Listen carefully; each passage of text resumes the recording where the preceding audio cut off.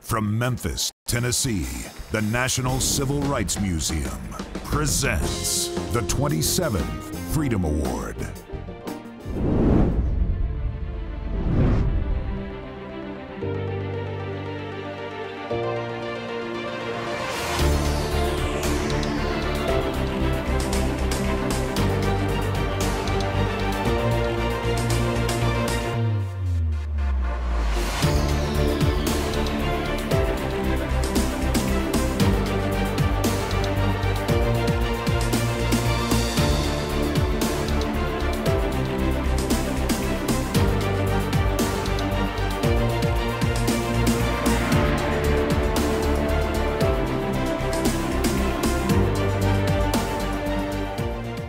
The 26th Freedom Award honors 3 outstanding individuals. I stand here as a descendant from refugees from the Jim Crow South. So the question at hand in 2017 is, where do we go from here? Tonight, we honor 3 individuals that remind us of the resilience of the human spirit and the importance of remaining vigilant. I accept this award tonight on behalf of Mrs. Beulah May Donald. Couldn't stop the sun from shining, couldn't keep a people down, hear them ask now, where do we go from here? Wherever in the hell we choose. I regret so deeply that I can't be with you tonight to receive this prestigious award that you have so graciously bestowed upon me. This is the city that 49 years ago took something from me and my siblings and my mother. And so tonight, I am overwhelmed that the National Civil Rights Museum, the location of where my father was taken from us, is giving something back to me. Please thank you, Memphis sanitation workers.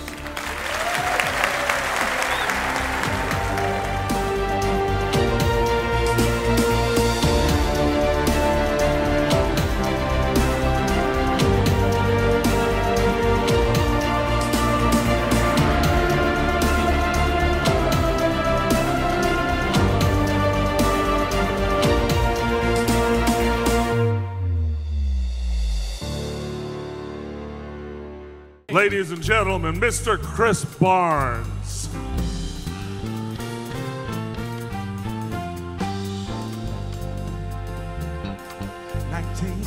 What? 1960 who? 1960 what? 1960 who? 19. Hey, the cities are burning, y'all. That ain't right. 1960 what? 1960 who? 1960 what? 1960 who? 19. Hey, these cities are burning, y'all. That ain't right. There was a man, voice of a people, standing on the balcony of the Lorraine Motel. Shots rang out. Yes, it was a gun, was the only one to fall down, y'all. Yeah, that ain't right. Then as people scream, ain't no need for sunlight, ain't no need for moonlight, ain't no need for street lights, 'cause it's is burning real bright. Some folks say we gon' fight. This here thing just ain't right. 1960 what? 1960 who? 1960 what? 1960 who? 19. Hey, these cities are burning, y'all. Yeah, that ain't right. Oh yeah, oh they're burning, yeah.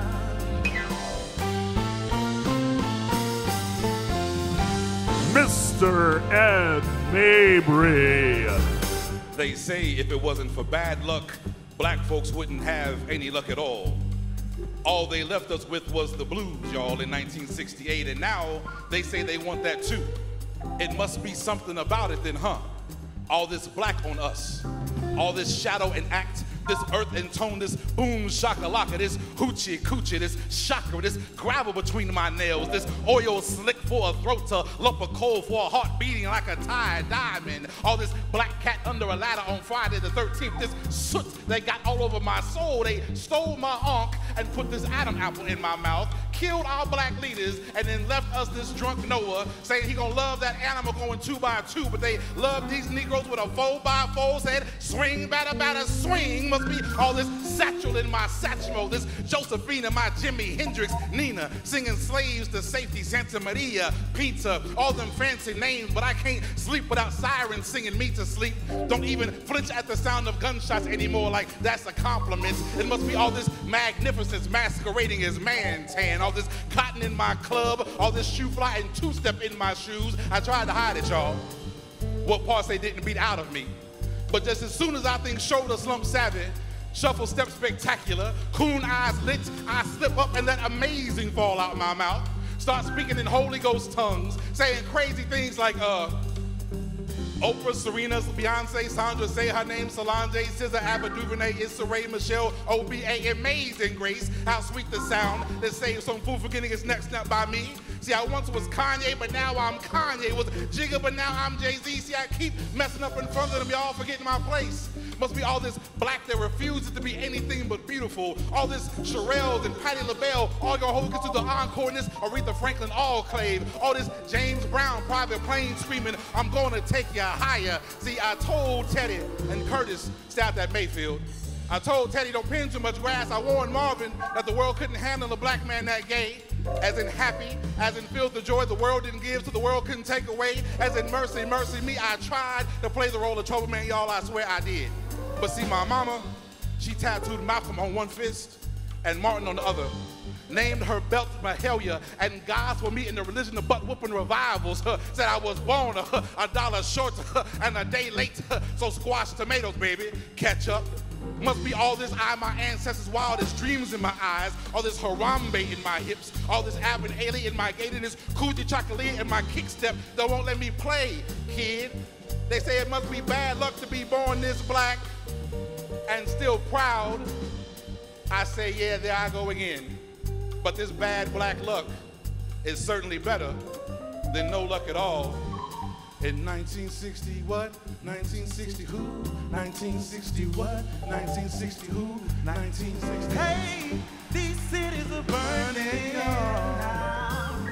No, that ain't right. Hey, 1960 what? 1960 who? 1960 what? 1960 who? Hey, this bridge is burning, y'all. Hey, that ain't right.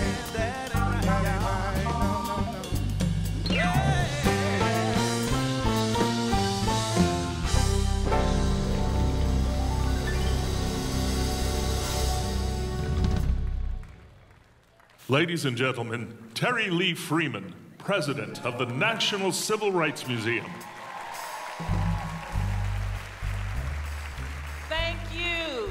Thank you, Ed Mabry and Chris Barnes. What a great way to start the show. 1968. While we dedicated 2018 to commemorating the 50th anniversary of Dr. King's assassination, we recognize the enormity of the year 1968. CNN called it the year that changed America. Smithsonian Magazine called it the year that shattered America. I believe it may have been the year that revealed the two faces of America. It was one of the most turbulent years in modern times, a year when cultures clashed and student protest was commonplace. It was a year when peaceful nonviolence was questioned and challenged as being too slow an approach to solving urgent problems. It was a year of tragedy, marked by not one, but two assassinations, Dr. King and Robert F. Kennedy. And it was the year when pop culture highlighted the America we hoped would be, 1968. The Vietnam War, the persistence of a separate and unequal society, and the rise of feminism really helped define the year. In January, 5,000 women marched on Washington, led by 87-year-old Congresswoman Jeanette Rankin, in protest to the war. Sanitation workers here in Memphis illustrated to the world the economic injustice they endured on a daily basis. Meanwhile, the Kerner Commission, appointed by President Johnson, boldly stated that our nation was moving toward two societies, one black, one white, separate and unequal. 1968. At South Carolina State in Orangeburg, South Carolina, police opened fire on students protesting segregation at Orangeburg's only bowling alley. 3 were killed and 27 were injured. Within the same month, 15,000 Latino high school students in Los Angeles walked out of their class to demand their right to a better education. At Columbia University, students take over 5 buildings on campus and briefly hold a dean hostage, calling for the university to cut ties to military research. At the 1968 Democratic National Convention, already reeling from the assassination of potential Democratic presidential nominee Robert F. Kennedy, Hubert H. Humphrey is nominated, while violence breaks out between Chicago police and protesters of the Vietnam War. And gold and bronze medal winners Tommy Smith and John Carlos take advantage of their First Amendment right by lifting their fists at the Olympics in protest to the violence and poverty among African Americans. 1968 was also a year of firsts and beginnings. Rowan and Martin's Laugh-In debuted on NBC. Hair opened on Broadway and introduced mainstream generations to sex, drugs, rock and roll, and draft resistance. CBS debuted 60 Minutes, now the longest-running news magazine program, and NBC also introduced the first situation comedy, Julia, to star an African-American woman, Diane Carroll. Chrissy was introduced by Mattel as Barbie's friend, and African-American models graced the covers of Ladies' Home Journal and Glamour magazine for the very first time. In the world of music, the Beatles released their hit, Hey Jude, on their new Apple label, and the Queen of Soul, Aretha Franklin, released her album, Lady Soul, which included top hits Chain of Fools and A Natural Woman. Although discrimination persisted in both overt and covert ways, African Americans continue to push forward. Arthur Ashe becomes the first black man to win a Grand Slam tennis tournament by winning the US Open. Sadly, private first class James Anderson Jr. posthumously becomes the first black recipient of the Medal of Honor. And proudly, Shirley Chisholm becomes the first black woman elected to the US House of Representatives, 1968. It was a year of dichotomies and a year that had a significant impact on our 3 honorees. The Honorable Joe Biden, 47th Vice President of the United States, Reverend Jesse L. Jackson Sr., and J.R. Pitt Hyde. The events of that year helped mold them into the individuals we honor tonight: a public servant, a freedom fighter, and a philanthropist. Tonight, you will hear more of their stories, and we will pay our respects to the woman who taught us how to spell the word, R-E-S-P-E-C-T, the Queen of Soul, born right here in Memphis. 50 years later, we can see the similarities to 1968. Our brave young men and women of the military are still deployed in foreign lands. Young people protest the injustices they see occurring throughout the nation. Athletes continue to bring focus to the killing of unarmed black men and women. And for the first time in history, we have 3 African-American candidates running for governor in the states of Florida, Georgia, and Maryland. So tonight, we hope as you hear the stories of these 3 gentlemen that you are inspired to follow in their footsteps and work to make your community a more just place for everyone. But before I go, I want to share what we hope will inspire a movement of human decency and empathy. And we're thrilled to have the filmmaker, Mateo Servant, and the little star, Lala Maldonado, with us this evening. Please stand, Mateo and Lala, so the audience can see you. All right, everybody, we want you to open up and spark a connection.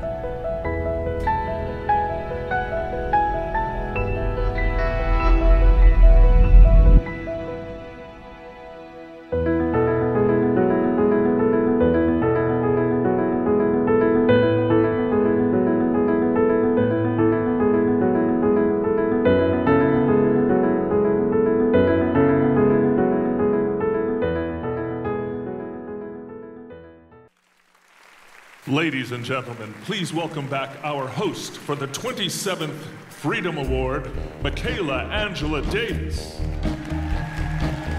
Wow. 1960, what about that opening number?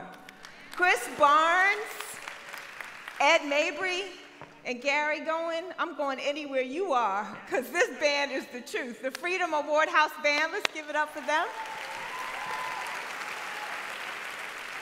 And Terry, thank you so much. That was so inspiring. I know that I needed to feel that. Didn't you all feel good just seeing those images and hearing what happened?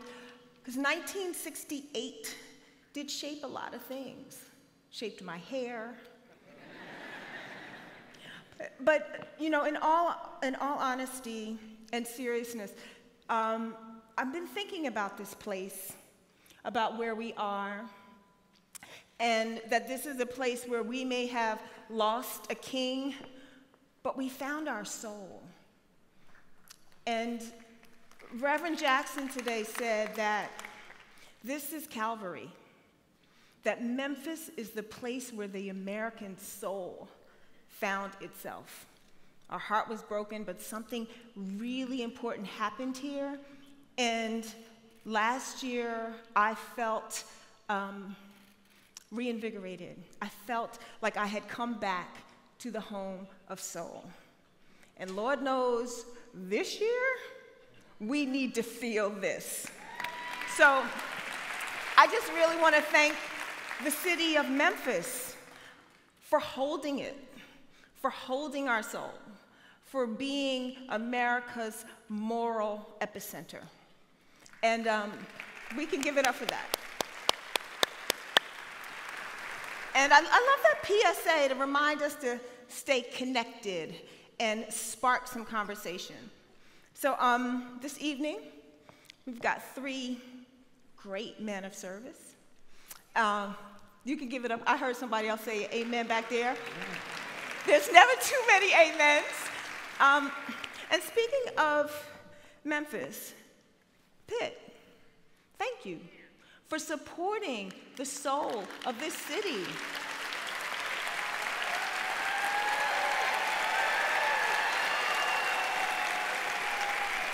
You are a great philanthropist, and you know where to put your energy in education. This morning when you said, when you fight the good fight is when you're going to get the greatest resistance, and you are fighting the good fight, sir. Thank you. We appreciate you. We appreciate you. Reverend Jackson. Ooh, I'm verklempt already because this is early in the evening to feel this, but I was thinking about you particularly. You know, anyone who's been to the museum, you've all been there, yeah? It's so intimate, it's so real. It's so real what happened. But this time, when I was on that balcony, I thought about you. On that balcony, 50 years ago. Not as an icon, but as a young black man, and that was your friend. That was our king, but that was your comrade, that was your friend. This is personal. Thank you for always coming back here, and thank you for bringing us back.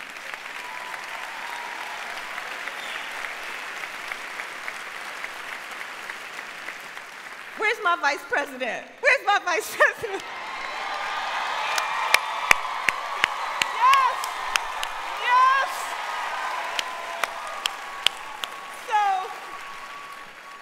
So we know there would not have been an Obama presidency if it weren't for Michelle. You know, we tell the truth here. But we are clear that that was an Obama-Biden ticket. We know that. And we know that we would not have had our first African-American president if it were not for you, sir. Thank you. We know that's true, yes? It just even had a good ring to it. Obama, Biden. It just worked. So thank you. Thank you all for your service. And I'm going to do something. I've never done this before, but I'm going to ask the audience to indulge me. We're going to thank the sponsors. And even though corporations aren't people, but people work at corporations. So, and things like this can't happen without their support. So after I say the name of each sponsor, I want you all to clap and think about all the people working at these places. Okay? Will you do that with me tonight? Okay. International Paper.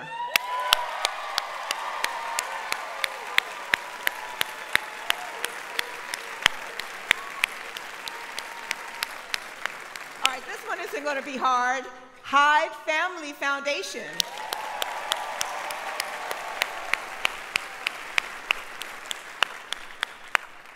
FedEx Corporation. Where's my girl from FedEx? Oh, there you are. So she asked me, was I going to wear something outrageous? tonight. So I have on Dapper Dan, custom-made Gucci Dapper Dan for this event. I don't know if it's outrageous, but it is a black designer, so I know what I'm doing. Okay. Ford Motor Company.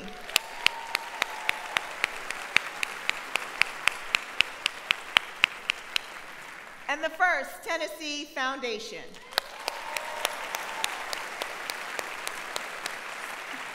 So all of those foundations and corporations that are made up of people are presenting sponsors, and we're so grateful to you.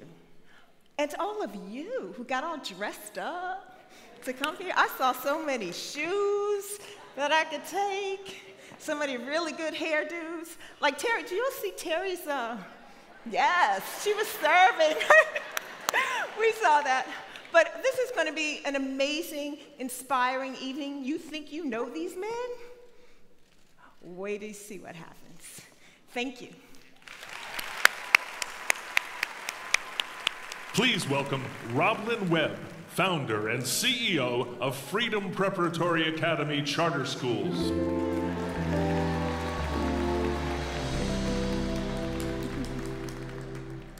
Good evening. Freedom Award honoree J.R. Pitt Hyde is a shining example of how commitment to civic improvement and community engagement can transform a city. He is a philanthropist who does more than write a check. He rolls up his sleeves and gets to work, involving himself and his resources in knocking down barriers to opportunity and empowerment. Pitt Hyde has excelled in business, but also has made his mark in civil rights, committing 30 years ago to help transform a foreclosed motel into a civil rights museum, and has stayed involved ever since. His passion for the well-being of the children in Memphis led him on a journey of determination that every child would have a quality education. I know firsthand what that determination looks like because my schools, Freedom Prep Academy, were born and incubated in the offices of the Hyde Family Foundation.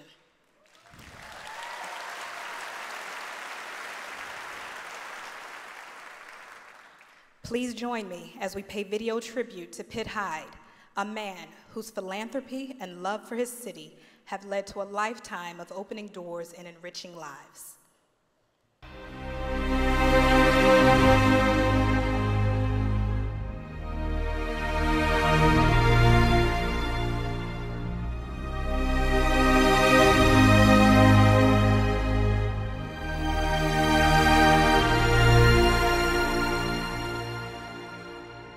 J.R. Pitt Hyde is a triple threat, a family man, successful businessman, and philanthropist who has built an impressive legacy. A graduate of the University of North Carolina at Chapel Hill, Hyde took over the family business, Malone and Hyde Grocery Stores, which became the third largest company in its industry, and he became the youngest CEO on the New York Stock Exchange for a decade. In 1979, he founded AutoZone, which quickly grew to be an industry leader as well. His business life aside, Pitt has also been instrumental in encouraging economic growth in Memphis, founding the entrepreneur-focused Memphis Tomorrow and leading the effort to bring the Grizzlies NBA franchise to the city. Pitt led his grandfather's foundation before he and his wife Barbara co-founded their own. Together, they pioneered a new brand of philanthropy in Memphis that rewards innovation, accountability, and high-impact outcomes. The Hyde Family Foundation has worked tirelessly in Memphis to improve the lives of its citizens. The intersection of his life and the civil rights movement took place in 1968, the year etched forever in our minds and in American history. It was a turbulent, uncertain time for Memphis. Just a few months after the murder of Dr. King, Pitt met a legend of the civil rights movement in Memphis, Maxine Smith. He was 26, she was 37 and leading a picket of the neighborhood store, his store, and she asked to meet the store owners. It was a meeting that changed both of their lives. They not only resolved the immediate issue, they forged a friendship that lasted until her death. It was through the lens of the civil rights movement that Pitt determined that quality education was the civil rights issue of our time, and in support of it, he utilized a unique brand of high-engagement entrepreneurial philanthropy. It was not enough to write a check. It called for personal involvement, to build bridges and coalitions working for quality education for every child, no matter where they live or who their parents are. To succeed required Memphis aiming high. Pitt set out to be part of a new chapter for K-12 education that would establish his city as ground zero for innovations and breakthroughs for quality education. The work has been saluted by the Gates Foundation, the Obama administration, and national philanthropies, and it continues. At the heart of all he does as a philanthropist is empowerment. It is about empowering children to have better options for their future. It is about empowering citizens to be change agents for a better Memphis. The other values of his philanthropy, collaboration, optimism, courage, transparency, sensitivity, perseverance, and tenacity, can be seen in tangible improvements all over Memphis, from the 21st century's best urban park at Shelby Farms to the Green Line, from the cultural arts to leadership development, from cultivating grassroots leaders to animating the riverfront, from African American cultural riches to numerous educational initiatives. Most of all, it includes the National Civil Rights Museum, a highlight of his 50-year involvement in human and civil rights in Memphis. After the Lorraine Motel was purchased at foreclosure, he agreed to support its transformation into a civil rights museum, and since its opening in 1991, he's been personally serving on the board of directors. During his tenure, the museum built its original museum in 1991 and reimagined and expanded it in 2014. Equally important, it expanded its advocacy and became a voice for the voiceless. Along the way, Pitt has been a stalwart champion for higher expectations, for bolder goals, and for a city that inspires the rest of the nation in its commitment to human and civil rights 50 years after hate silenced its drum major. Pitt Hyde's steadfast and unwavering focus on his hometown has been a philanthropic current that flows through the life of Memphis and mobilizes the city for the work that lies ahead. Dr. King said, "Life's most urgent question is, what are you doing for others?" For 50 years, the life of Pitt Hyde has answered that question unequivocally. Pitt and his wife Barbara have 5 children: Margaret, Beau, Alexander, Susanna, and Claire. I'm Wendy Kopp, founder of Teach for America, and someone who has seen firsthand the transformational impact Pitt and Barbara have made in the lives of Memphis's children, on the strength of Memphis's community, and through their example on our nation at large. We're proud to present the Freedom Award to Pitt Hyde, cultural philanthropist and champion of educational opportunity.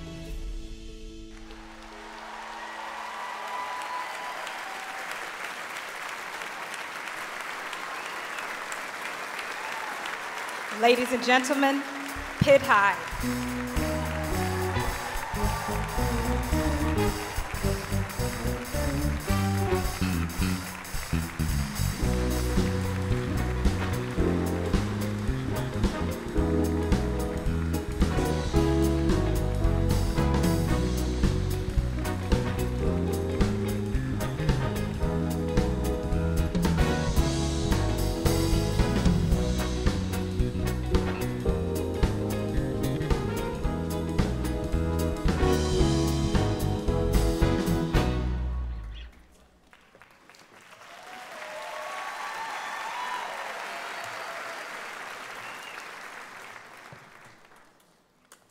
Thank you, Roland, for that great introduction and for your deep impact on our city.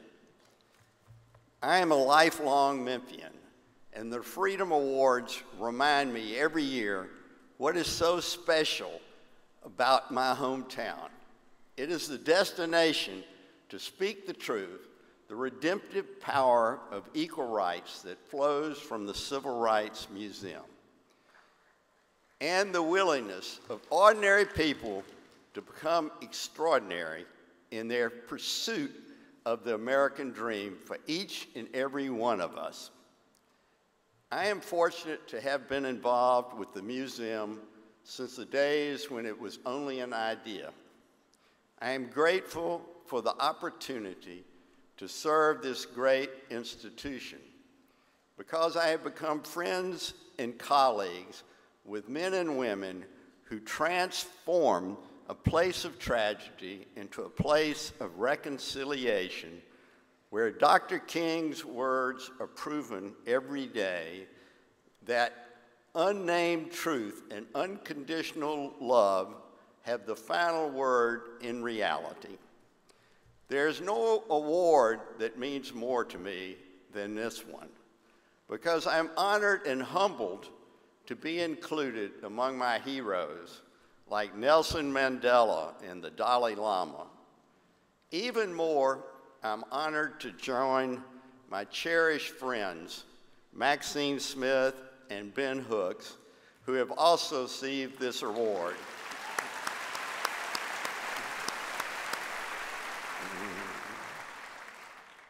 I am also honored to accept it from a museum that is a unifying beacon of goodwill and inspiration to the city, nation, and the world.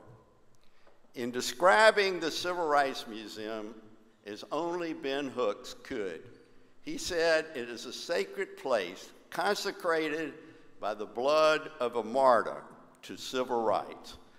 The mission has never been simply words on a sheet of paper.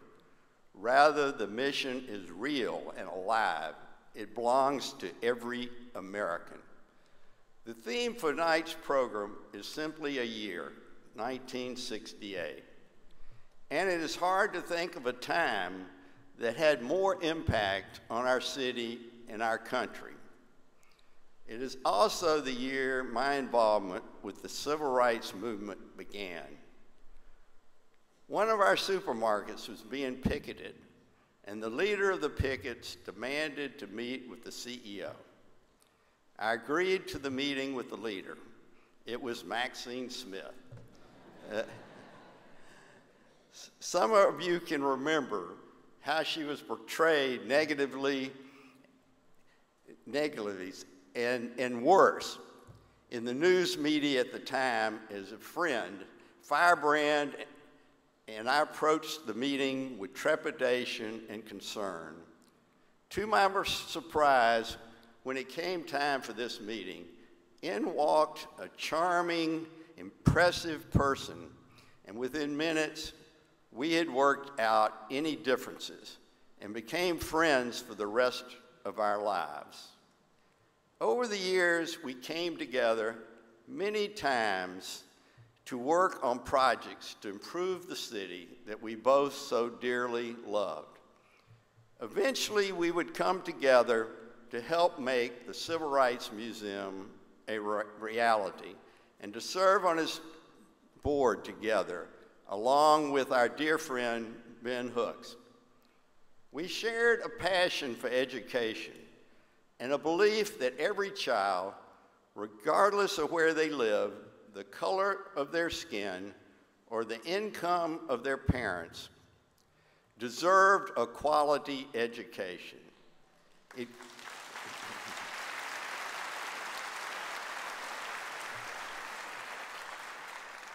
It came to define Maxine's service as a longtime member of the school board, and it became a top priority for Barbara and me at the Hyde Foundation. I was taught in my family that one of the great benefits of being successful in business is to have the opportunity to give back to the community in a meaningful way. Through the lens of the civil rights movement, I can state with conviction that even today, 54 years after Brown versus the Board of Education, access to quality education for every child remains the civil rights issue of our time.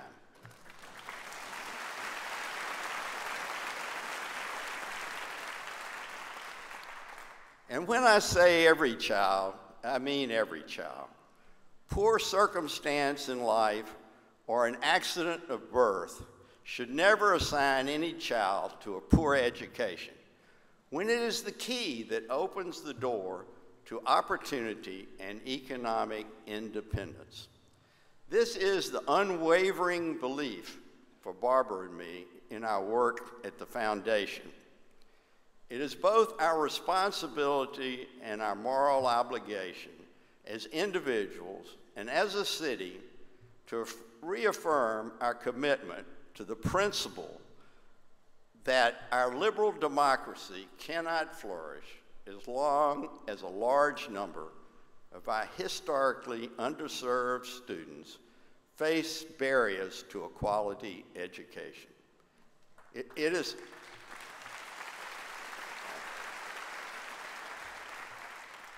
is because our city joined together that Memphis was recognized by national foundations and the Obama administration as a laboratory for education built on the principle that every child can show dramatic improvement and respond to higher expectations when given the opportunity of a quality education.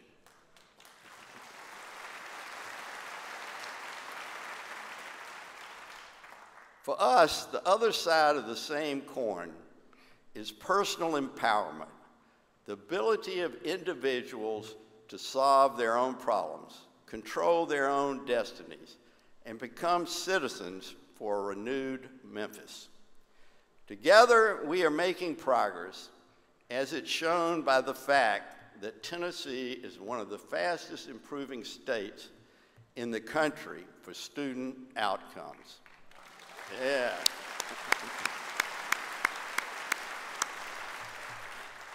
This success would not be possible if it were not for Memphis, but we have a long way to go, and our journey is far from over.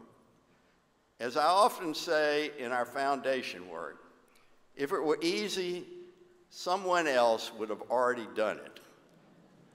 This is not easy, but anytime we look into the eyes of a student in a Memphis classroom, we know that it's the right issue at the right time for our city and its future. We must persevere. In closing, I accept this Freedom Award on behalf of all Memphians who care deeply enough about this great city to get personally involved, particularly our school leaders, teachers, parents, and students who prove to us every day that our dreams can be realized when we join hands to fight for the future of every child. Thank you.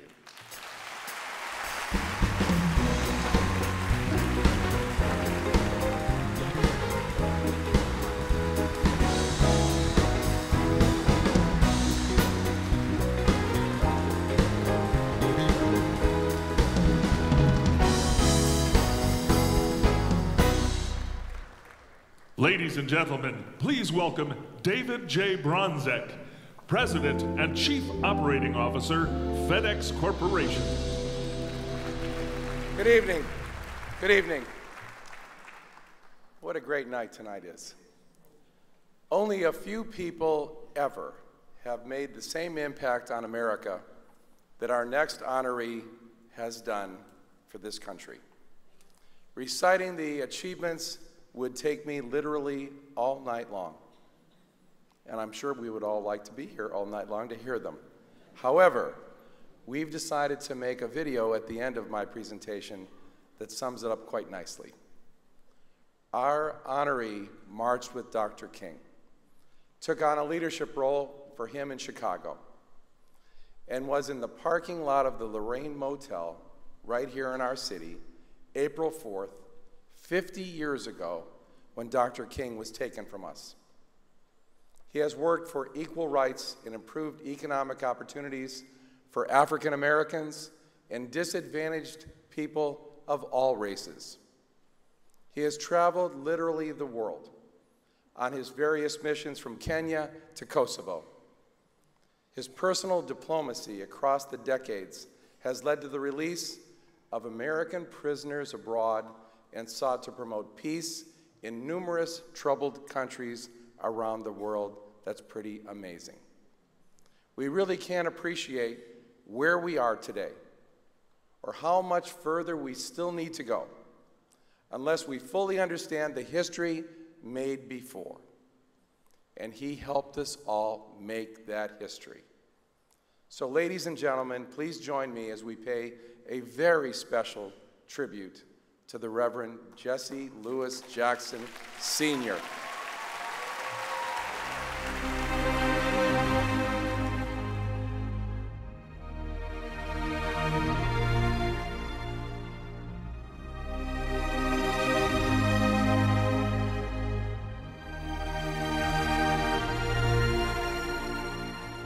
Reverend Jesse Lewis Jackson has been called the conscience of the nation and the great unifier. He is one of the foremost civil rights, religious, and political figures of our time. A testament to the depth of his work is evidenced by the highest civilian honors in two nations, the Presidential Medal of Freedom awarded in 2000 by President Bill Clinton, and the National Order of the Companions of the O.R. Tambo awarded by the South African government in 2013. Born on October 8, 1941, in Greenville, South Carolina, Reverend Jackson was a standout athlete. After turning down the Chicago White Sox, he enrolled in the University of Illinois on a football scholarship. He later transferred to the North Carolina A&T State University and graduated in 1964. He was awarded the Rockefeller Foundation Scholarship to pursue his theological studies at the University of Chicago's Theological Seminary, but deferred completion one semester shy of his graduation to begin working for Dr. Martin Luther King Jr. as organizer for the Southern Christian Leadership Conference's Operation Breadbasket. A part of Dr. King's inner circle, Reverend Jackson was at the Lorraine Motel on April 4, 1968, when Dr. King was assassinated. Refusing to be disheartened by his mentor's death, Jackson became one of the most prominent civil and human rights activists. In 1971, he founded Operation PUSH, People United to Serve Humanity, in Chicago to focus on economic empowerment and expanding educational, business, and employment opportunities for the disadvantaged and the people of color. In 1984, Reverend Jackson founded the National Rainbow Coalition, based in Washington, D.C., devoted to political empowerment, education, and changing public policy. In 1996, he merged the two organizations to form the Rainbow Push Coalition. Reverend Jackson's two presidential campaigns broke new ground in United States politics. His 1984 campaign registered over 1 million new voters, won 3.5 million votes, and helped the Democrat Party regain control of the Senate in 1986. His 1988 campaign registered over 2 million new voters, won 7 million votes, and helped boost hundreds of elected officials into office. In 1991, he was elected Senator of Washington, D.C., advocating for statehood for the nation's capital and advancing the Rainbow Agenda at the national and international levels. Reverend Jackson has acted many times as an international diplomat in sensitive situations. In 1984, he secured the release of captured Navy Lieutenant Robert Goodman from Syria and the release of 48 Cuban and Cuban-American prisoners in Cuba. He was the first American to bring home citizens from the United Kingdom, France, and other countries held as human shields by Saddam Hussein in Kuwait and Iraq in 1990. In 1999, he negotiated the release of the United States soldiers held hostage in Kosovo. On November 2, 1985, Reverend Jackson delivered a major address at the 120,000-strong demonstration in London's Trafalgar Square to protest apartheid in South Africa and called on the South African government to free Nelson Mandela. He appealed to the British Prime Minister, Margaret Thatcher, to drop Britain's support for apartheid. In 2003, people in cities all over the world marched to prevent the invasion of Iraq by the United States. Reverend Jackson delivered the keynote address in London's Hyde Park at the world's largest anti-war rally with over 1 million people in attendance.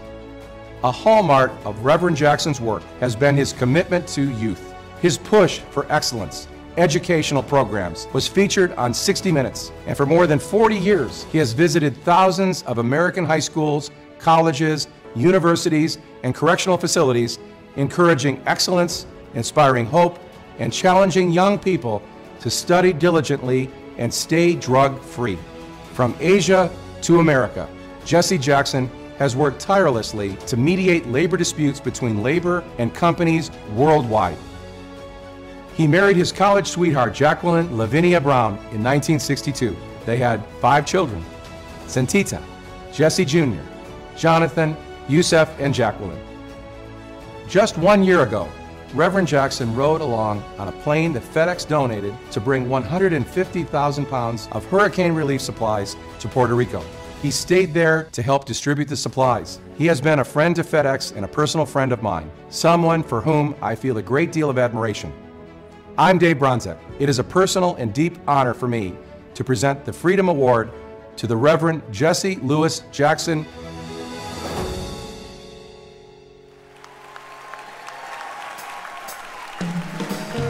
Ladies and gentlemen, Reverend Jesse Jackson.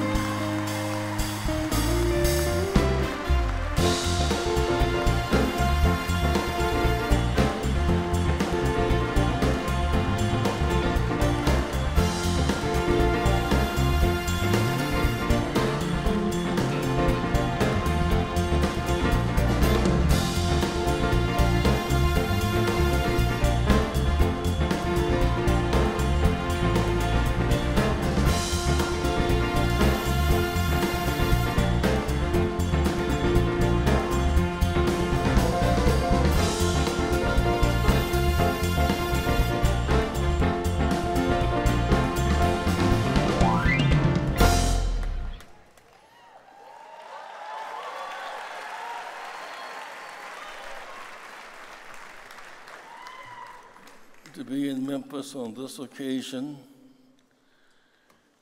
the special joy and the special pain. My relationship to this city is not at all academic, it's real, burned in my soul. Next year, 2019, will have been 400 years since our sojourn began in this country. Memphis was a stop along the way. I want to express my thanks to the president of FedEx, the sponsor tonight, in a very special way for our vice president. Don't take Joe Biden for granted. People like Joe don't come in bunches like grapes. Give it up for Joe Biden.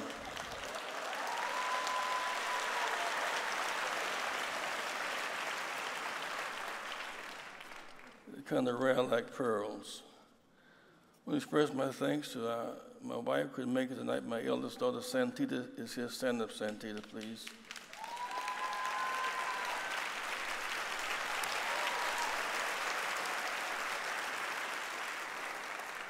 Challenged by Board Bishop Henry Williamson. Bishop, please stand with your pink cap on.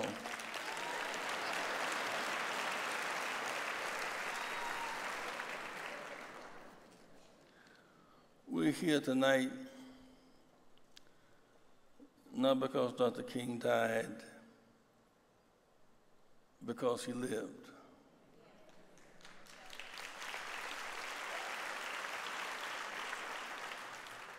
I was with him on his last birthday, January 15th, 1968. We didn't know it would be his last birthday. He convened whites from Appalachia. I'll be speaking at Appalachia State tomorrow. Blacks from Deep South, Mississippi, Alabama, North, South Carolina. Native Americans, Jewish allies from New York. A Poor People's Campaign, preparing to go to Washington, if necessary to go to jail, to shift our focus from killing in Vietnam to healing at home. But as the time went on, the focus on ending poverty, we found it difficult to get our arms around poverty. It can be such an elusive term.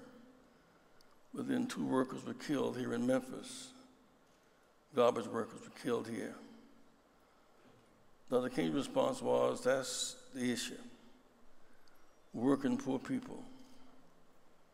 Most poor people are not black. The female, they're young. But whether white, black, or brown, hunger hurts. Most poor folks work every day, but don't earn enough money to make a living. They're more month than money. So if you're working and can't afford health care, you're working your way into poverty.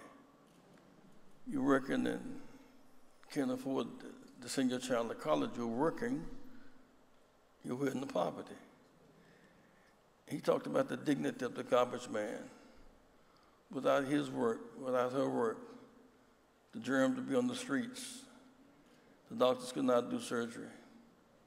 Teachers could not teach. People could not breathe without the work of the loaded garbage worker. He looked forward to the day when they could come home on a Saturday night and take their bath, put on their clothes and go to church on Sunday and then go to see their child graduate from school. I got to go to Memphis, he said. We got a call from Reverend Lawson and Reverend Billy Kiles. His focus was on poverty, not on dying, it was on poverty. Poverty, racial polarization, and peace over the expensive, unwinnable wars. Tonight, the focus remains on poverty, racial polarization, and peace over unwinnable wars. You focus on early voting. What would he be doing tonight? What would he be doing tonight? He would be focused on early voting, which began in Tennessee today. He'd be celebrating the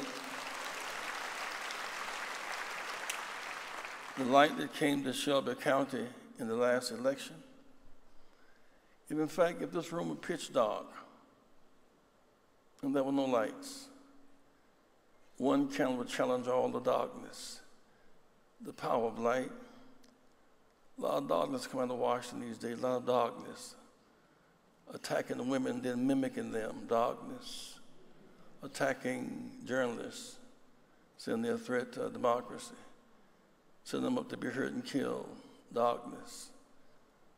Babies locked up in cages on borders as a strategy to deter immigration, darkness, attacking our neighbors, the north and Canada, the south and Mexico, Germany and Britain, darkness, attacking NATO, giving a comfort zone to Putin, darkness. And yet, when it's darkest, you see the stars more clearly. It's dark, but there's O'Rourke in Texas. There's a light coming out of Texas.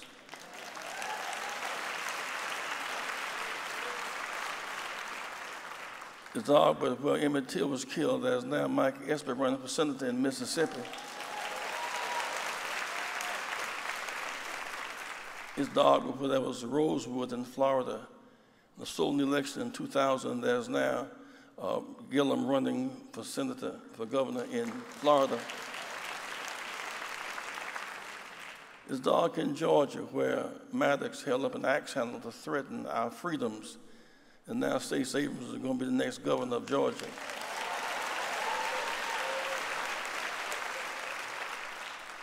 Dark in Maryland, where Frederick Douglass escaped to, but Ben Jealous is running for governor and leading the polls. Give it up for Ben. Our strength has never been the White House, always been the lighthouse. Memphis has never gotten its fair deal in this analysis of this season. Memphis is the capital of the Delta. This is where Sam Cooke left Clarksville, Mississippi, and came to Memphis. B.B. King left Sunflower County and came to Memphis. This is where the Appalachian coal miners and the cotton pickers of the Delta find common ground. Something special about Memphis. And while we as Christians appreciate the role of Bethlehem, our redemption comes from Calvary. The resurrection does not take place far from the crucifixion. Atlanta is not the King's Bethlehem, but Memphis is his Calvary.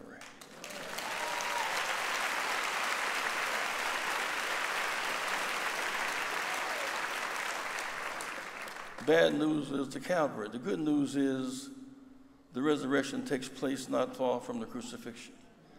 There's something magic about if workers in the Appalachian Hills, coal and iron workers, those who picked the cotton in the Delta, and those that came down that river on slaves, if workers in this region would find common, if the resurrection power lifts up Appalachia and Arkansas and Tennessee and Mississippi, the whole South changes, the whole world changes. There's something magic about this place. Something when FedEx is here. You must know that FedEx sent more planes to Puerto Rico than our government did. Well, thank you, Mr. David.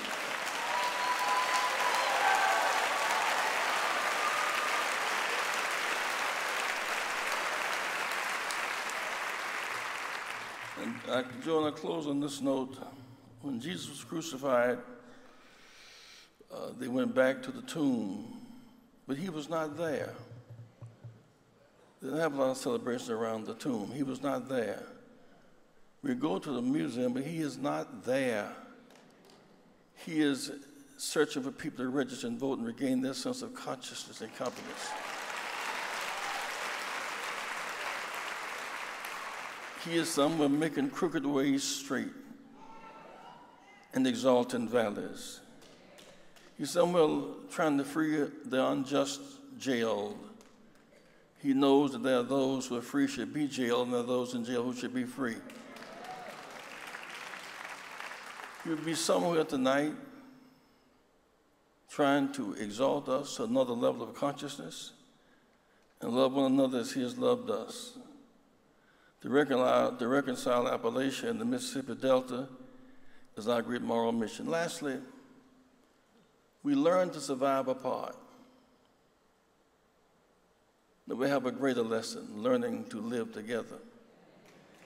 The Civil Rights Movement won in the South. You couldn't have Toyota in Mississippi if we had not won.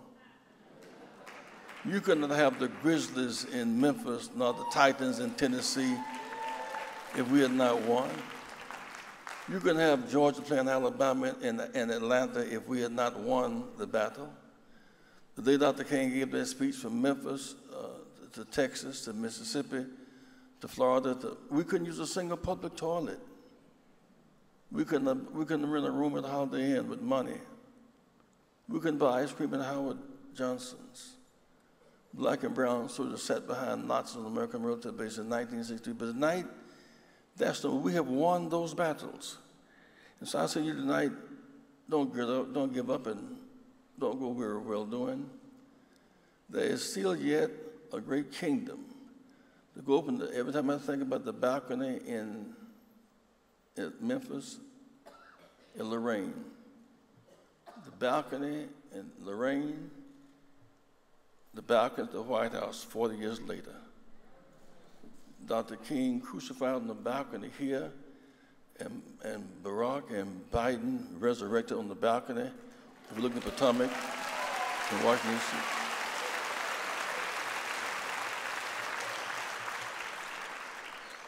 We become so used to black president, we expect another one.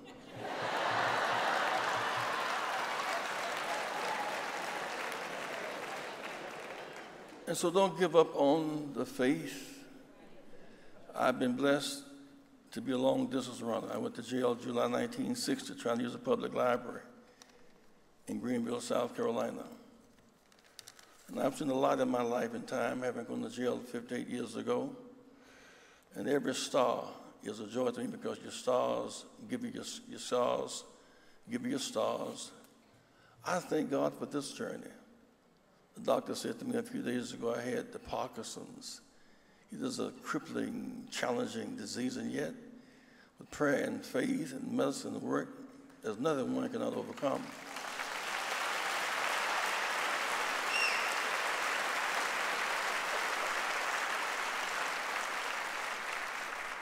If Roosevelt could bring us out of depression in a wheelchair, I can lead handily on. I'm 77, but Moses started preaching at 80.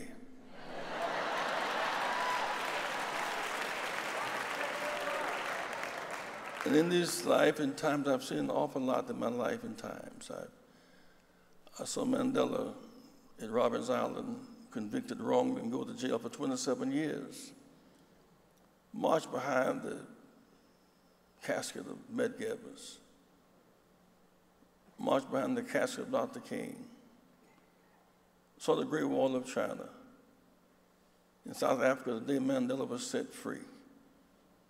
Watched Barack Obama installed and inaugurated, he and Joe Biden, lead our country from the depths of a depression to higher heights.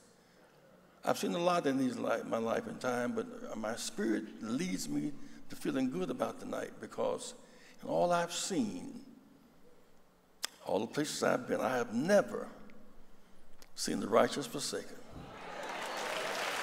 Not their seed beg for bread. God bless you.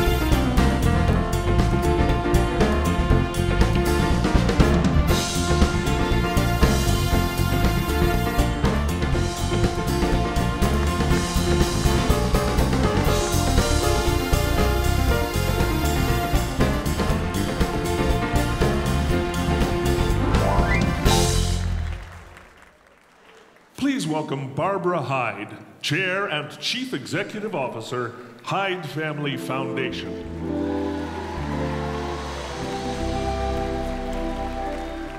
Good evening. What do you call a man who embodies all of the following?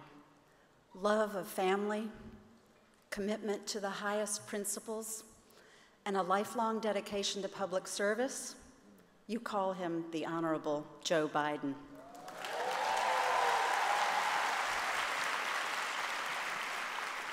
Our honoree tonight has a distinguished track record of leadership, both in the Senate and as our 47th Vice President, a track record that has left an indelible mark on U.S. politics and public life.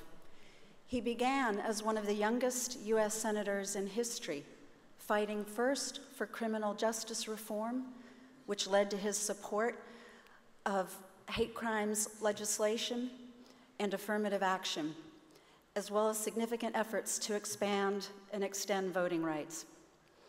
As Vice President, he focused on human rights internationally, as well as civil rights and economic equity in America. To create a more equitable society, he wrote, it's about freeing the soul of America from the constraints of bigotry, hate, and fear, and opening people's hearts and minds to what binds us together.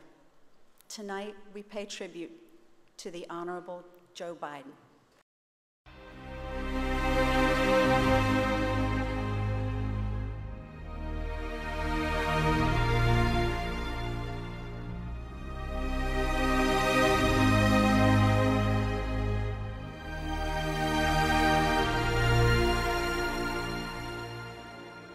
Joe Biden has been many things to many people. Councilman, senator, vice president. For me, he has always been my beloved father. Joseph Robinette Biden Jr. was born in Scranton, Pennsylvania, the first of 4 siblings. When Scranton fell in hard times, the Biden family moved from Pennsylvania to Claymont, Delaware. He graduated from the University of Delaware and then went on to Syracuse Law School. In his final months of law school, one of his only political heroes, Dr. Martin Luther King Jr., was gunned down. And not long after, his other political hero, Robert F. Kennedy, met the same fate. Just as the civil rights movement awakened in him a need to engage in public life as a high schooler, participating in marches at the segregated movie theater downtown, the loss of these giants stirred in him a higher calling. He quit his job at a prestigious law firm and joined the Public Defender's Office. Not long after, he won a seat on the New Castle County Council in an upset. Then, at age 29, he was elected to the United States Senate, the 6th youngest senator in U.S. history. But weeks before being sworn in, he experienced a grief so profound that he wasn't sure if he could get up and keep going. That's when he filled his broken heart with the strength his mother gave him. Out of something terrible, something good comes if you look hard enough. So began a tradition that would continue throughout his career. A daily round trip by train from Wilmington to Washington, getting home in time to tuck his children in at night. As a senator from Delaware for 36 years, Joe Biden established himself as a leader in facing some of our nation's most important domestic and international challenges. As chairman or ranking member of the Senate Judiciary Committee for 17 years, then Senator Biden was widely recognized for his work on criminal justice issues, including the landmark Violence Against Women Act in 1994. As chairman or ranking member of the Senate Foreign Relations Committee for 12 years, then Senator Biden played a pivotal role in shaping U.S. foreign policy. He has been at the forefront of issues and legislation related to terrorism, weapons of mass destruction, post-Cold War Europe, the Middle East, and Southwest Asia. And on a frigid January day in 2009, he was sworn in as the Vice President of the United States, serving alongside our 44th President, Barack Obama. Joe Biden continued his leadership on important issues facing the nation during his 8 years as Vice President, traveling over 1.2 million miles to more than 50 countries. He convened sessions of the President's cabinet, led interagency efforts, and worked with Congress in his fight to raise the living standards of middle-class Americans.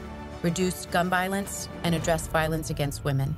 In the final year of the administration, he led the Cancer Moonshot, an international effort to end cancer as we know it, an effort inspired after another crushing loss in his life, when his namesake and my big brother, Beau, died from the disease.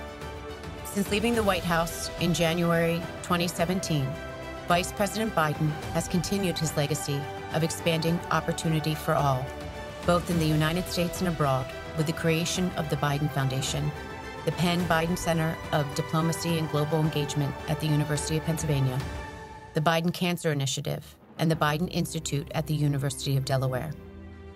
Through these nonprofit organizations, my mom and dad are developing programs designed to advance smart policies, convene experts and world leaders on the issues that they care most about, and impact the national debate about how America can continue to lead in the 21st century.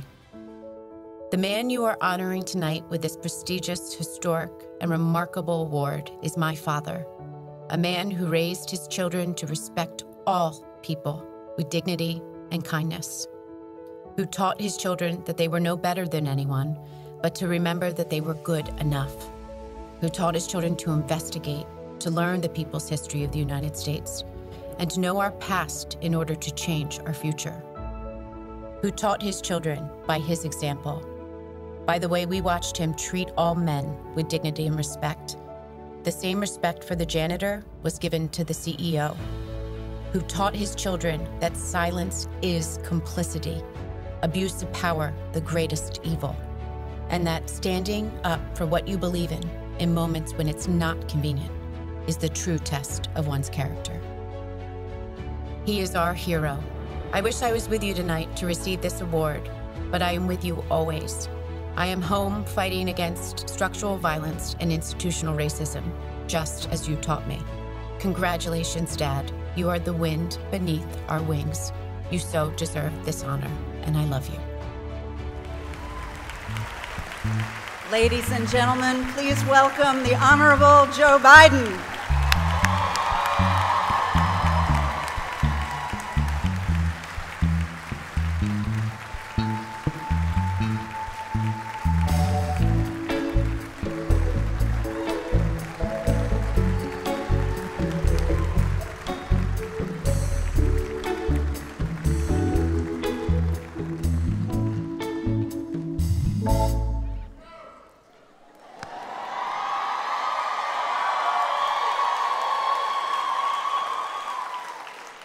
My name's Joe Biden. I'm Joe Biden's husband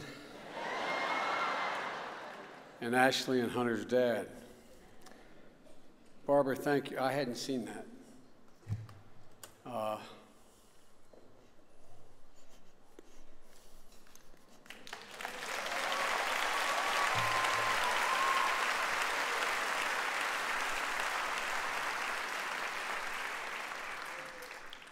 Because of the jobs I've had since I've been a kid, I've received a lot of honors, many of which I did not deserve, including this one.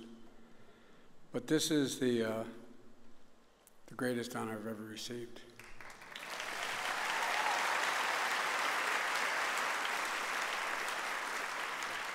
And I don't want to get emotional in front of Jesse, so I gotta. Barbara, thank you very much. Hyde, you've done an awful lot for this city. You're a good man.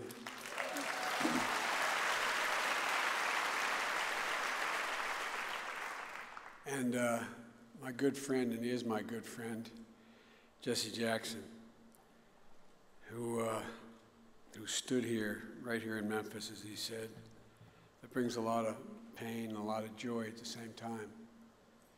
Jesse and I campaigned all over Iowa one year, and we spent a lot of time in the stage. We became good friends. I remember one time I was in a place called Storm Lake. It's up in the northern part of Iowa, fighting for the nomination. We're standing before one of the thousands of events you do in Iowa. I got called to get up and make a speech. Jesse got called to go up and make a speech. He reached over and took my speech and delivered it. I got up literally afterwards, as Jesse remembers, and I delivered his speech verbatim. I knew it. because we've never had any real differences. I honestly wouldn't be here without the education I received from the civil rights leaders in my state, all of whom Jesse knows. Jesse knows my state well, the state of Delaware, Reverend Moyer and all the guys that brung me to the dance. Lewis L. Reddy, the first African-American member of the United States, of the state of Delaware's legal society. A guy named Mousy Smith, who ended up being head of the, he's head of the NAACP now, but I represented him when he was a kid as a public defender, and he was the president of Longshoremen. Theophilus Nix and Jim Gilliam and Reverend Maurice Moyer, who marched alongside Dr. King. I'm a practicing Catholic, always have been, but I received my public education as the only white employee in the largest inner city swimming pool in the summer in the middle of the projects, and not a joke, not a joke. And in the pews of Reverend Moyer's church, and that's not hyperbole.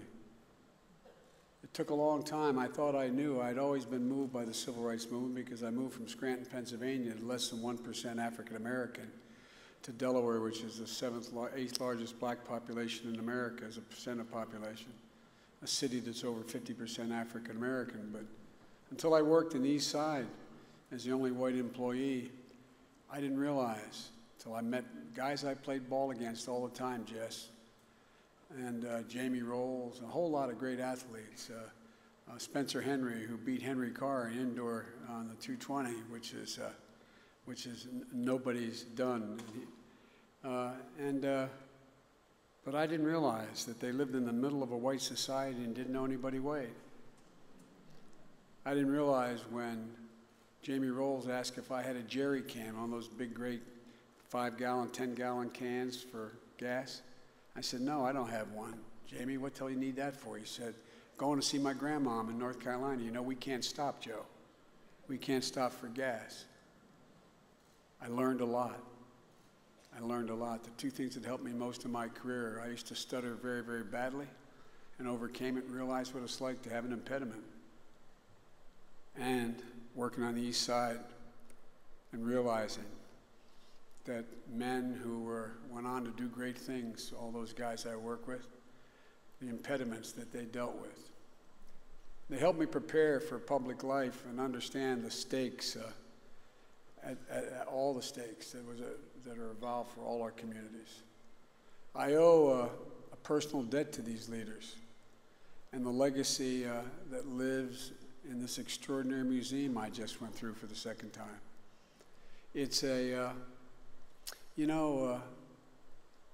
it's largely the lives outside that museum too, and every American, on every American street, and every American community that was changed.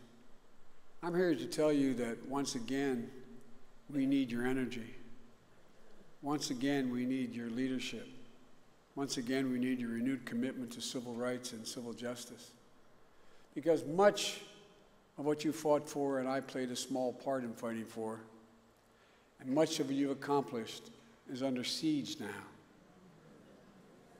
Like no time since I've been involved in public life.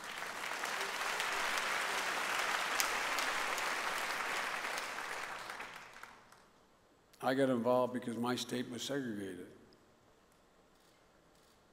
But we need to renew this struggle now. We need to renew the fight. Because when it comes to freedom, equality, racial justice, hope often travels on the same track as hate. We saw that long trail of hate last year in Charlottesville, Virginia. I ask this in all sincerity. Did you ever think we'd see that again, Jess, in America? I didn't. We watched as Klansmen, white supremacists, supporters like David Dukes and the neo-Nazis, skulking out of the dark rooms and digital hideaways and fields, carrying torches, chanting the same exact anti-Semitic bile that was chanted in the streets of Nuremberg, Munich, and throughout Germany. These are the same lost souls who've long stained our history, who call refugees animals, push for policies of ripping infants from their mother's arms at our borders, set up camps in the middle of the desert to house more than 1,000 young people taken from their parents, and use the oldest trick in the book that charlatans use. Any problem you have, America, anything you got left behind on, is because of that immigrant, because of that African American. He or she is the source of all your troubles. It's being used today in Europe and other parts of the world as well by scoundrels. Forces we thought we had buried, fights we thought we had won. They're lashing back. Once again, testing our humanity, our decency, with the same old tactics. They represent one of the oldest and most insidious forces in America. Are we really surprised they returned as I think about it? I suspect I shouldn't have been. Just as we were in Montgomery, Selma, Memphis, and so many other times and places, we're once again living through literally a battle for the soul of this nation. That's literally what's at stake. Not Democrat, Republican, a battle for the soul of America. And that's why, although Barack and I said we were going to give this new administration an opportunity to stand up and have a chance like W gave us a chance, after Charlottesville, I could not remain silent any longer. And I wrote an article for Atlantic Magazine entitled "In the Battle for the Soul of a Nation." And that's where we are. The difference today is that we have an American president who's publicly proclaimed the moral equivalence between those marching out of the fields and those who confronted them. Good people in both groups. Good people. David Duke, the alt-right, the president who has emboldened racists with a message of comfort and support. And our children are listening. No. Our children are listening. And our silence is complicity. This is the moment. This is the moment to declare what he won't. That there's no place in America for hate groups. There's no place. That we choose hope over hatred. We choose inclusion over fear. But it would be a mistake to assume that the only threats to our dignity today are those who chant out slurs and carry torches. There's a much broader attack underway, an attack on the moral fabric of America. Multiple efforts, multiple affronts to our community and our common dignity. Ramped up attacks on civil rights and civil liberties. These same rights that the movement, the civil rights movement, fought so hard to establish are basic American rights. I'm talking about the right to vote, voter ID laws, and other schemes to take away that franchise. These attempts, at their base, are nothing other than a naked attack on the dignity of all Americans. A court system that sanctions and seems ambivalent about equality and the balance of power between people and corporations, about the Voting Rights Act itself. I'm talking about the assault on working class people and middle class people, and the need to reestablish, this time, a more inclusive middle class. You know, my dad used to have a saying. We moved from, if you listen to Barack, you'd think I climbed out of a coal mine in Scranton, Pennsylvania with a lunch bucket. My dad was a white-collar, well-read man, a high school-educated man, but when coal died in Scranton in the 50s, there was no work, so my dad moved to Delaware. He made the longest walk any parent has to ever make, and many of you had to make it, up a short flight of stairs to a child's bedroom to say, honey, I'm sorry, you can't go back. You can't go back to Cooper School. You can't stay in the Little League team. Daddy doesn't have a job. Mommy doesn't have a job. We're going to have to move. My dad made that walk at my grandpa's house where he had to leave us for a year. But he used to say when we moved to Delaware, and all my siblings heard it, and this is not hyperbole, every time someone in a family or extended family would lose a job, he'd say, Joey, remember, a job is about a lot more than a paycheck. It's about your dignity. It's about respect. It's about your place in the community. And then he ended by saying it's about being able to look your child in the eye and say, honey, it's going to be okay.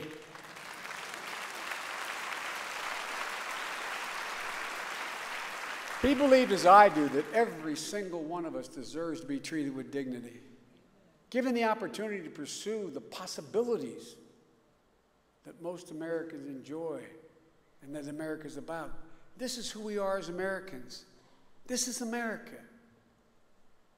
You know, the columnist David Brooks said, society can be organized in three ways: religion, tribes, or ideals. America is unique among all countries. It's not nativism I'm talking about. It's unique among all countries. America is organized around an idea. It's the one experiment in all of human history. You can't define an American for me based on race or religion or ethnicity. You can't do it. You can define it only by the ideals we all say we subscribe to. We hold these truths self-evident. All men are created equal, endowed by their... We don't always live up to it, but we've never given up on it as a government. It's central to the promise of the civil rights movement. So let's not forget who we are. Dr. King was when he was assassinated, he was here in Memphis, supporting sanitation workers who were striking for a decent wage, better working conditions. They had trouble coming home. They said, I'm a man. They had trouble coming home and looking their children in the eye and say, everything's going to be okay. Folks, they were stripped of their dignity. But I know that we can reestablish, once again, what that columnist David Brooks calls the invisible moral fabric that holds up a society that's now being shredded by so many of our leaders. I'll conclude by saying I've been around a long time. I've held a lot of offices. Been on the national stage since I've been 28 years old. I come from a very modest background. I'm always referred to as the young idealist, or now, every time you read about me in the White House, I was a White House optimist, like I was a new guy. I've been there longer than all of them, but I was optimistic and still am, because I know the history of the journey of America, and I'm not naive. When I came home after graduating from Syracuse Law School in 1968, I had a great job, as my daughter referenced, one of the oldest law firms in Delaware. I got admitted to the bar in January of '69. My city had been burned to the ground, big parts of it. Only city since the Civil War, occupied by the military for 10 months with drawn bayonets. Jesse knows this because he knows all the people in my city. Dr. King was assassinated, as my daughter points out, my only other political hero. The day before I graduated, Bobby Kennedy was gunned down. Can you imagine that happening today, where we'd be? If the putative nominee of a party was shot dead the day before? It was in January. I left this prestigious law firm. And I used to go down to the train station in Wilmington, Delaware, along the Amtrak line, because they used to bring the people they arrested down there. As a public defender to represent these folks.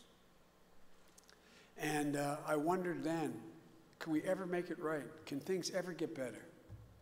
Because as you saw from the original film, 68 was a climactic year, and 69 didn't get a lot better. Remember Kent State, Jesse? Bucolic campus, all white kids. Not just black kids, all white kids. 4 shot dead in broad daylight by the National Guard. 9 seriously wounded. And so I wonder, could it ever change? But 40 years later, to the month, I found myself in January of 2009 standing on that platform, overlooking East Lake, and you've been there, Jess, in the south side of Wilmington, where the ashes were still fresh when I was a public defender, looking over the same part of the city which had been burned to the ground. Standing with my son, Beau Biden, who's now passed away, who was the Attorney General of the state of Delaware, the most popular politician in the state, including Barack and me, and that's not a joke. The year he won, we won, it said Biden dash Beau, most popular politician in Delaware. And it made me proud. My son, Hunter, the smartest kid I know, who's a grown man who was head of the Save the World program, the Food for Peace in the American section. My daughter, who runs a criminal justice reform group. And I'm standing with him. All of a sudden it hit me, Jess. Here I was waiting for a train to come from Philadelphia on the 17th of January, carrying a black man who was about to pick me up. And we were jointly going to take a 124-mile ride to Washington, D.C. to be sworn in as President and Vice President of the United States of America.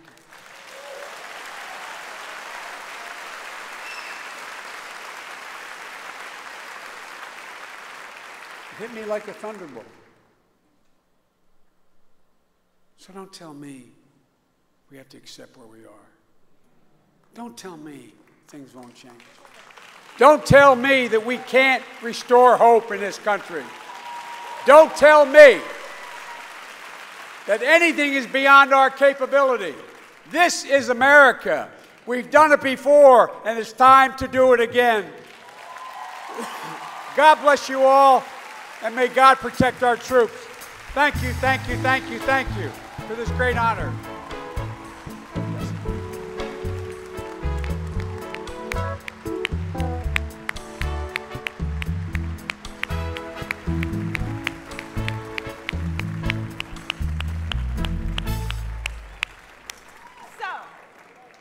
A bold, bodacious, brilliant, bad woman once said, "We all require and want respect. Man or woman, black or white, it's our basic human right." She said this too. Music does a lot of things for a lot of people. It's transporting for sure.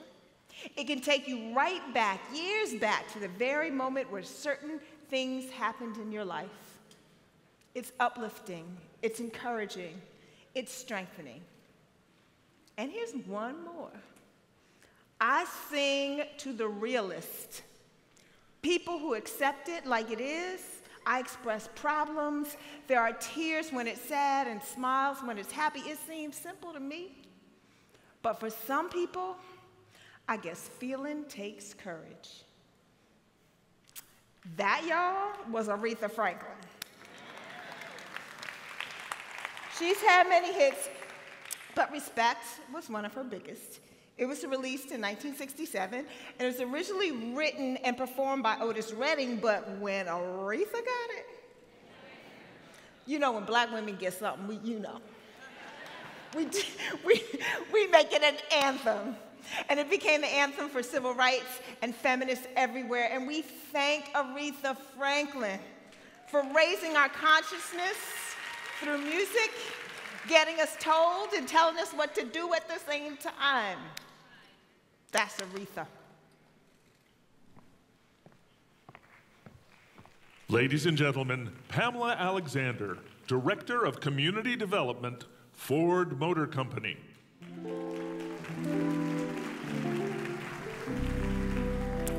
Good evening, everyone. I want you to close your eyes for a moment and think about your favorite Aretha Franklin song. I'm hearing "Say a Little Prayer" in my head right now. I know you have one. We all do. Some of you are already humming it. Well, before it's over, you'll be doing more than that. You'll be standing on your feet, singing along, dancing, because that's what Aretha's music does to you. Tonight, we pay tribute to Aretha Franklin, a woman we've loved for as long as we can remember, and who sadly we lost this year. She made her way to Lorraine Motel a few times, before, during, after recording sessions, or just to hang out, as did many artists then. Her rich legacy of music, the movement in her music, the love in her music, and the message in her music lives on. Oh, I forgot, open your eyes now, if you still had them closed. Some of you are still daydreaming. Call me when you get it together, but it better be with R-E-S-P-E-C-T. So please join me for the tribute to the Queen of Soul, Aretha Franklin. I was around 8 or 9. My dad asked me to sing that day. Had he have not been a minister, he could very well have been a great singer. I really didn't want to sing, but he heard the possibilities and he continued to encourage me to sing. And thank God he did. You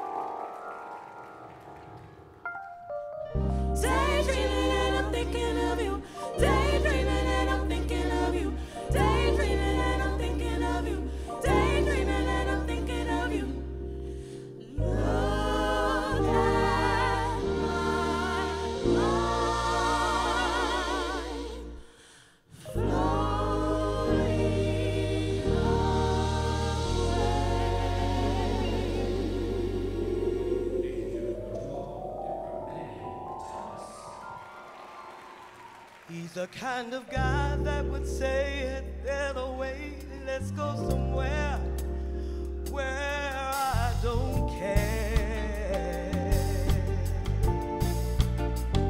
He's the kind of guy that will give you everything and trust your heart, share all your love till death do you part. I wanna be what he wants when he wants it and wherever he needs it. And when he's lonesome and feeling downhearted, I'll be there to please him. Loving him a little bit more each day. He turns me right on when I hear him say, "Hey baby, let's get away, let's go somewhere. Baby, can we? Where I don't care. Hey baby, let's get away, let's go somewhere. Baby, can we? Where I don't care."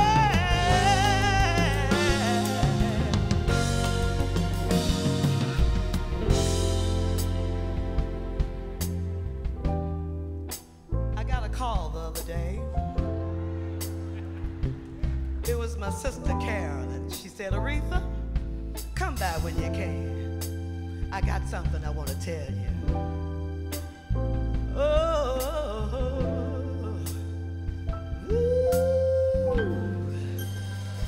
Gotta find me an angel, yeah, to fly away with me.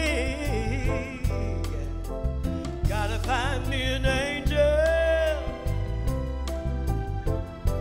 ooh, to set me free.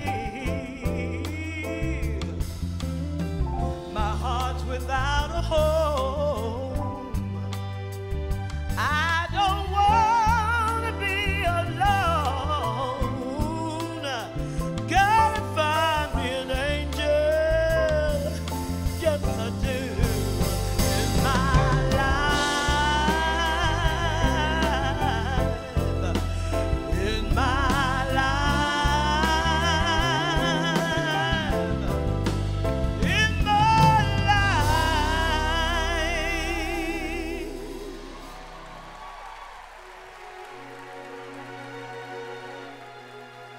Ladies and gentlemen, would you welcome Karen Brown? Oh, baby. Oh, baby.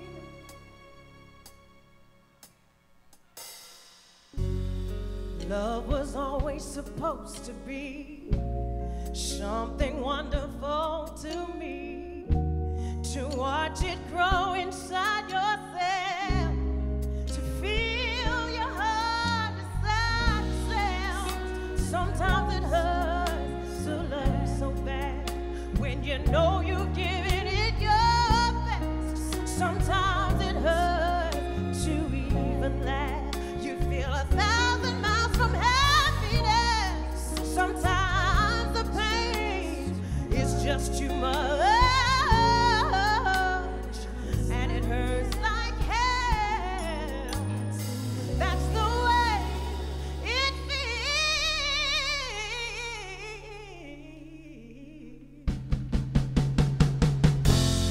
Hey!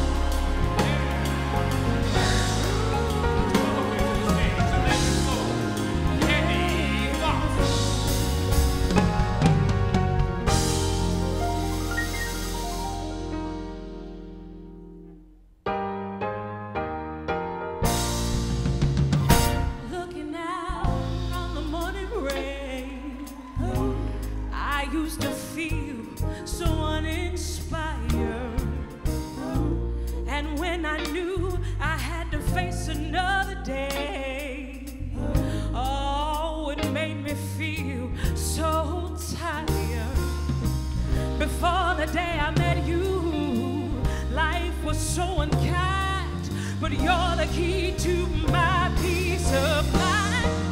'Cause you make me feel, you make me feel, you make me feel like a natural woman. Oh, baby, what you done to me. Babe, you make me feel so good inside. And I just wanna be close to you. You make me feel so alive.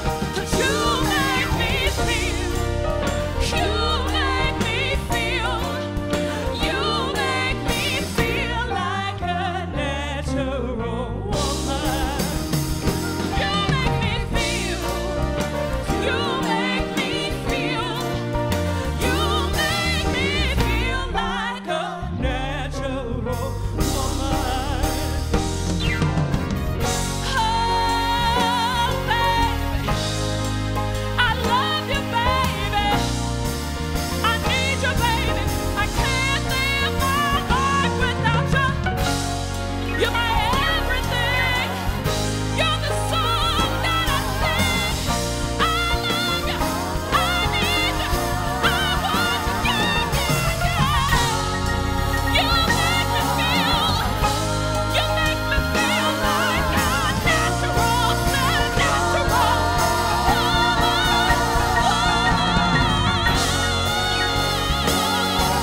You make me feel like a natural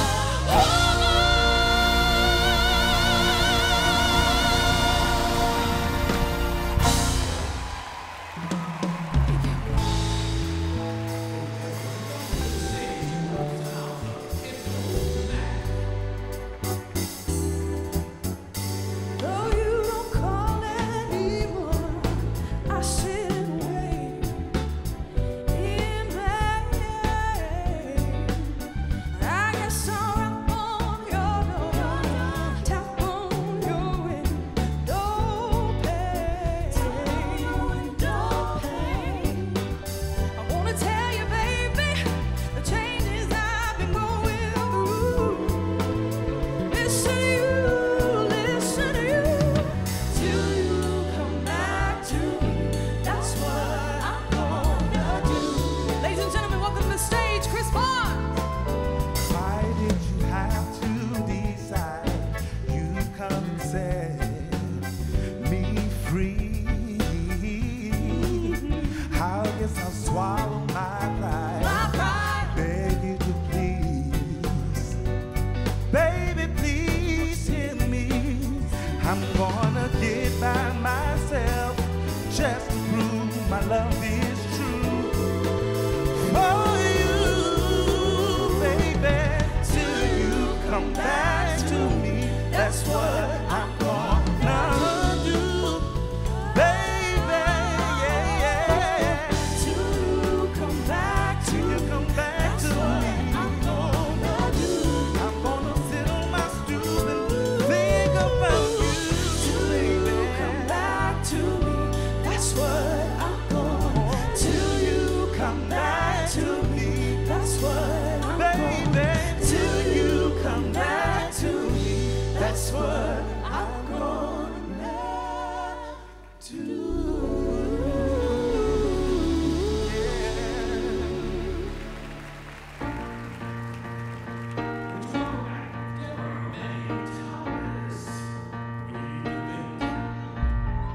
You better think about what you're trying to do to me. Yes, think that you better go let yourself be free. Let's go back, let's go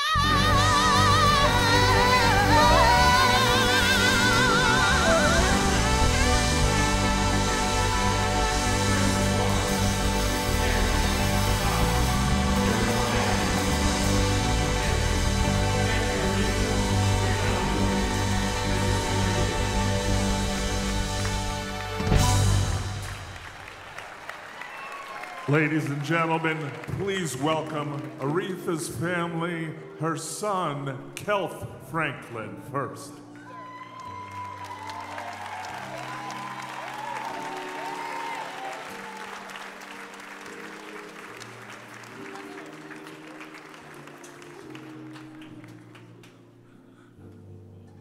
We also have Jordan Franklin and Victory Franklin. Thank you.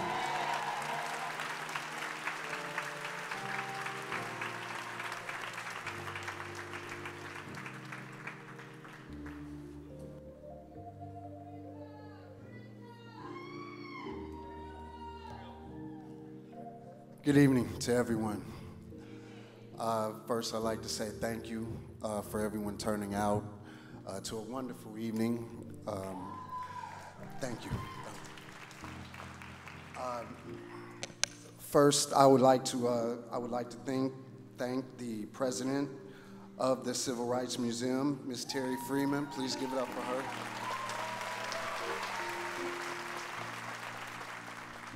I'd also like to thank Ms. Faith Morris. Please give it up for her as well. Ms. Pamela Anderson.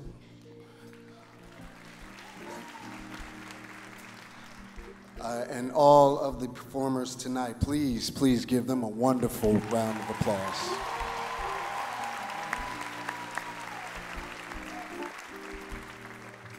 Also, all of the people of Memphis, please give yourselves a round of applause.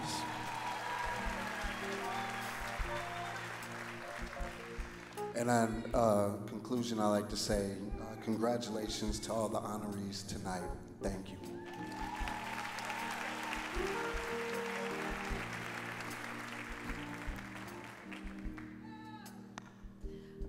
Good evening. So I just want to first say thank you for having my family and I here tonight, and I want to say thank you for the award, for the tribute. It was beautiful and moving, and probably one of the best that I've seen, so thank you for that.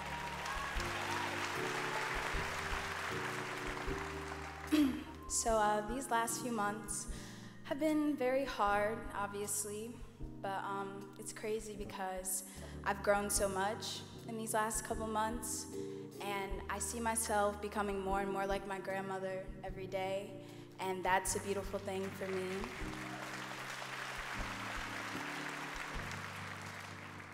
So just want to say thank you for all the love, for all the support. We see it, we appreciate it, and it really means the world to us, so thank you.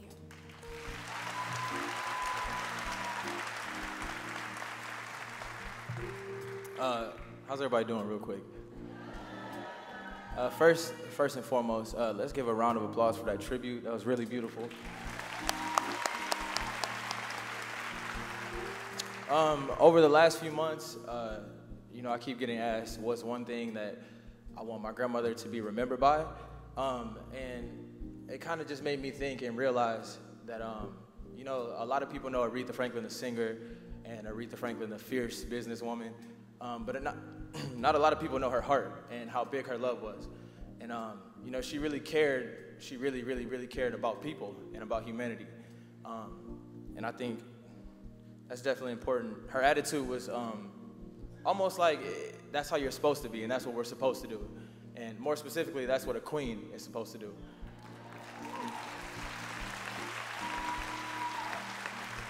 And she definitely lived that title to the fullest. So long live the queen. Thank y'all.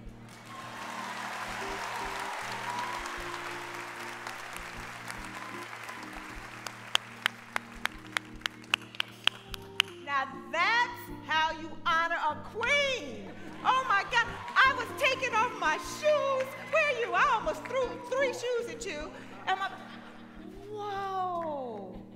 Wow, thank you all. I know I'm supposed to say things, but I'm like a mess back there. Were you all up on your feet out here?